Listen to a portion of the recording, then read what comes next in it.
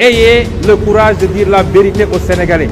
seen cuune seen ñàkk bën ak seen ñàkk patriotisme ak dëng gi ngeen jiital ci seen gouvernance moo andi problème yi ci Sénégal. réew tappale du ko defar réew jub ak liggéey moo koy defar. je vous remercie. jërë ngeen jëf mbokk yi fondateur Afrikajom Center bii di Aliou Tine nag daal dina yëkkati ay kàddu jëme ko si njiital gëm sa bopp Bougane Gueye Dany ginnaaw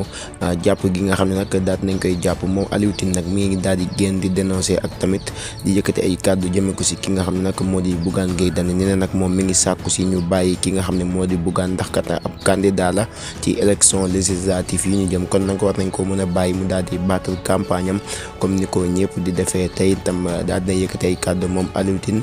nee na nag si jamonoy élection wala sax jamonoy campagne yi nga xam ne nag ñi ngi koy dëgmal kenn ku nekk nag si candidat yi yoon daf la daal di garanti ngir nga am liberté de circulation maanaam fépp foo bëgg dem rek wala lépp looy doxi mën nga ko dem doxi si jàmm ak salaam kon nag nee na ñi nga xam ne nag ñoo féete si pouvoir bi nañ bàyyi bañante gi nga xam ne moom lañuy bañante seen biir ak tamit di xeexante seen biir ndax Sénégal moom jàmm rek lañ fi soxla ki ko xam ne nag mooy Aliou Tine bi nga xam ne nag fondateur la foofee ca Afrikajom Center. ñu àddu wax ci leneen ki nga xam ne nag moo di professeur Daouda Ngom daal dina yëkkati ay kàddu jëme ko ci njiital gëm sa bopp bii di Bougane Gueye Dany nee na nag ki nga xam ne nag moo di Bougane day jéem a copier ci Sonko waaye nag nee na Bougane moom du yàgg ba mel ni Sonko nee na nag moom Bougane day Sonko waaye nag bokkut ak Sonko benn yoon nee na nag ab politicien doo rawatina nag ab leader de parti nag dangaa war a créer sa yëfi bopp waaye waroo di copier sa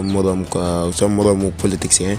moom nag li mu daal di xam ne nee na Bougane nag na fexe créer ay yëfi boppam moo gën nag muy jéem sonkoolu te moo ko Sonko nag bokkuñu benn yoon mbokki di leen jaajëfal ci ànd beeg ba Sénégal Actu di leen wax ngeen wéy di abonné te activer cloche notification bi jërë ngeen jëf. ayez le courage de dire la vérité aux Sénégalais